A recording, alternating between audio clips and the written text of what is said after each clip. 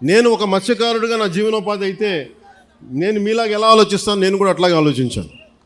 అంతేగాని నేను ఒక డిప్యూటీ సీఎంగా ఆలోచించాలా, ఒక ఎమ్మెల్యేగా ఆలోచించాలా, ఒక సాటి మత్స్యకారుడిగా ఎలా ఆలోచించాలో అట్లాగా ఆలోచించి మాట్లాడాను. ఒక క్లియర్ కట్ ఇన్స్ట్రక్షన్ మన మత్స్యకారుల దగ్గర నుంచి వచ్చింది. మేము ఎప్పుడూ కూడా పరిశ్రమలకి వ్యతిరేకం కాదు, కానీ వ్యర్థాలని కాలుష్యాలని ఎంత శుద్ధి చేసి పంపుతారన్నదే మా ప్రశ్న. ఇది రెండోది. నేనేం చెప్పానంటే పారిశ్రామికవేత్తల్ని బెదిరించి ఎవరైనా సరే, గతంలో కూడా నేను ఏం మాట్లాడానంటే వైసీపీ నాయకులను కూడా లోపలికి రమ్మని చెప్పాం. ఇది కూటమి ప్రభుత్వం అయినప్పటికీ కూడా నేను ఒకటే అడిగాను, ఇది పవన్ కళ్యాణ్ పిఠాపురం నుంచి గెలవటంలో వచ్చిన సమస్య లేదంటే ఉన్న సమస్య అంటే ఇది ఎప్పటి నుంచో ఉన్న సమస్య అని చెప్పారు. నాకు ఆ భరోసా నాకు ఇచ్చారు. నేను సందేహించడానికి అడగల, శంకించడానికి అడగల, అసలు ఎలా వచ్చింది మూలం ప్రజలందరికీ తెలియజేయడానికి. సో నేను అన్నీ మాట్లాడితే ఖచ్చితంగా ఈ కాలుష్యం మీరు లేనిపోయిన అభాండాలు మత్స్యకారులు ఎవరు వేయరు, అది నేను అర్థం చేసుకోగలను. మనం మత్స్యకారులందరూ ఎలా ఉంటాం, కష్టపడతాం, ధైర్య సాహసాలతో సముద్రంలోకి వెళ్తాం, వేటపడతాం, చిన్నపాటి గొడవలు ఉంటాయి, కానీ కక్షలు కారుణ్యాలు పెట్టుకునే జాతులు కావు. మనం గొడవ పడతాం, వేటకెళ్ళేవాడికి కోపం ఉంటుంది, వేటకెళ్ళేవాడికి పౌరుషం ఉంటుంది. అంతేగాని మనం ఎవరిని కూర్చొని ఒకరి పొట్ట కొట్టాలనో ఇంకోట్లా అనుకునేది కాదు. కానీ మన పొట్ట కొడుతుంటే మనకి బాధ ఉంటుంది, మనకి ఆవేదన ఉంటుంది. నేను ఒకటే చెప్పా, సంఘాల నాయకులతో కూర్చొని మాట్లాడుతా అంటే వాళ్ళు ఒకటే చెప్పారు, మేము ఎన్ని చెప్పినా మీరు వచ్చి కొత్తపల్లి ఉప్పాడలో మీరు పెడితే తప్ప ఈ మన యువత మాట వినరు, దయచేసి ఈ మాట చెప్పండి అంటే నేను సంఘాల నాయకులందరితో పాటు మత్స్యకార పెద్దలందరితో పాటు చాలామంది యువతను అడిగాను. దాదాపు 8-9 మంది యువతతోనే ప్రత్యేకించి అడిగారు. చెప్తే వాళ్ళు చాలా ప్రోగ్రెసివ్గా ఉన్నారు. వాళ్ళు అడిగింది ఏంటంటే, ఒకటి, ఈ వ్యర్థాలని ఎలా శుద్ధి చేస్తారు, శుద్ధి చేస్తే మేము పొల్యూషన్ కంట్రోల్ బోర్డుని మేము ఎలా నమ్మాలి, వాళ్ళేమో చేయట్లేదు అన్నారంటే దానికి నేనేం చెప్పానంటే కలెక్టర్ గారు షణ్మోహన్ గారితో మాట్లాడి నాకు సమయం ఎంత ఇస్తారు ఇవన్నీ చేయడానికి అంటే నేను 3 దఫాలుగా పెట్టుకున్నాను. ఈ 3 రోజుల తర్వాత మళ్ళీ నేను ఒక పడవ తీసుకొని మీరు ఎక్కడైతే వ్యర్థాలు వస్తున్నాయో, ఎక్కడైతే మన మత్స్య సంపద నాశనం అయిపోతుందని మీరు చెప్తున్నారో వాటిలో ఒకసారి నేను వెళ్ళి చూస్తాను. ఎందుకంటే ఒక మత్స్యకారుడిలాగా వెళ్ళాలి అంటే నేను కూర్చోబెట్టి 4 గోడల మధ్య ఉంటే ఇది నాకు మీరు అది అర్థం అవడం కంటే కూడా పేపర్లు తీసుకొని ఆ రిపోర్ట్ చదవడం కంటే కూడా మీరు లోపలికి వెళ్ళి వేటలో వెళ్తే ఎలా ఉంటుందో అలాంటి పరిస్థితుల్లో మీరు ఏమి అనుభవిస్తున్నారో అది చూడటానికి నేను కూడా పడవ తీసుకుని ఒక 2-3 రోజులు తర్వాత ఇక్కడే మన కాకినాడ పోర్టు నుంచే మొత్తం వెళ్ళి ఈ కోస్టల్ లైన్లో ఎక్కడైతే పొల్యూషన్ ఉందనేది మన మత్స్యకారు యువత కానీ నాయకులు కానీ వాళ్ళు చూపించిన ప్రదేశాల మేరకు నేను వెళ్ళి దాని నుంచి నేను స్వయంగా నేను పరిశీలిస్తాను. 1, 2 అసలు పొల్యూషన్ ఆడిట్ చేయమన్నాను.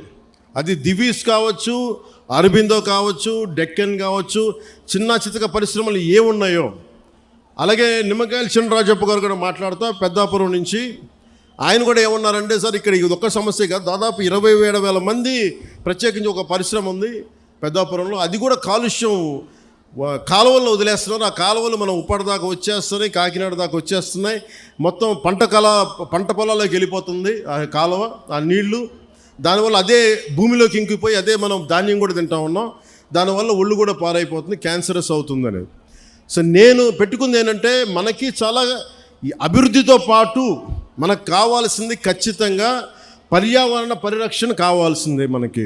దాంట్లో నేను ఎక్కడ కాంప్రమైజ్ అవ్వట్లేదు, దాన్ని ఎక్కడా కూడా నేను మిమ్మల్ని వంచాలని కూడా నేను ప్రయత్నం చేయట్లా.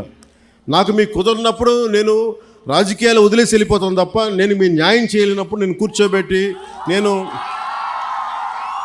నాకు నిజంగా మీ గుండెల్లో పెట్టుకున్న అభిమానం కంటే కూడా నేను పదవులుగా నేను ఏం చూడను. కాకపోతే ఈ పదవి ఉన్నది చాలామందితో కూర్చొని సామరస్యపూర్వకంగా ఎలా పరిష్కారం చేయాలి అన్నదే నా తపన. సో నేనేం చెప్పానంటే, ముఖ్యంగా నేను చెప్పింది ఏంటంటే, అసలు ఎంత పొల్యూషన్ జరుగుతుంది ఆ ఆడిట్ని ఒకసారి చేయమని చెప్పాం.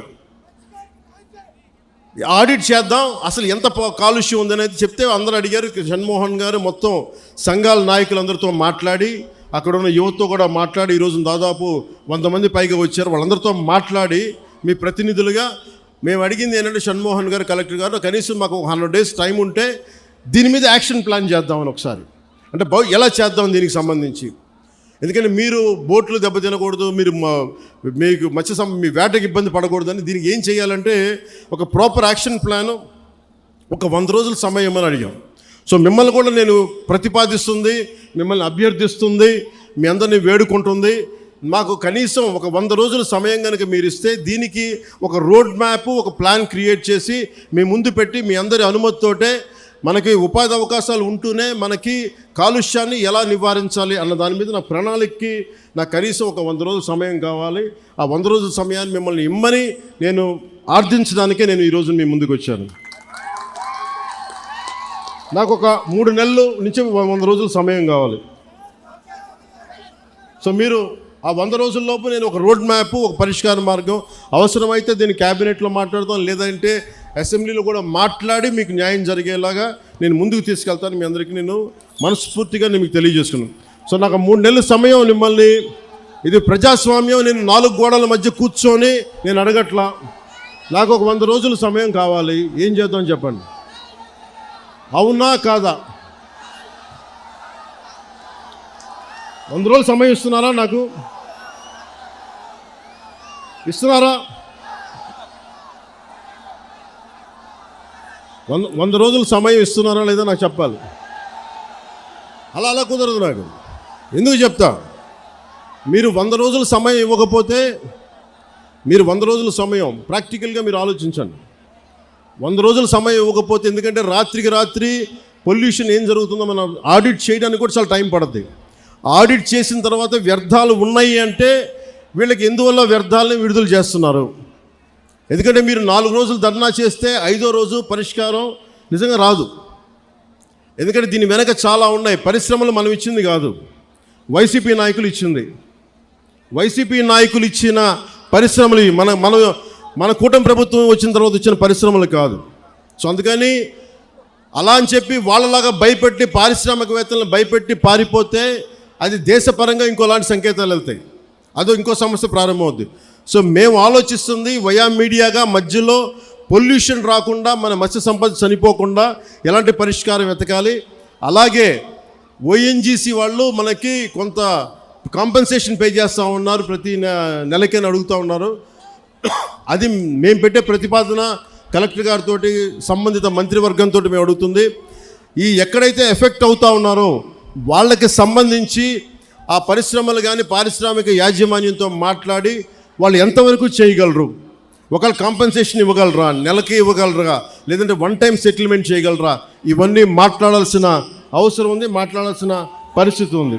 అది మీకు అంటే ఇవన్నీ చేయడానికి నాకు కనీసం ఒక 3 నెలలు సమయం కావాలి.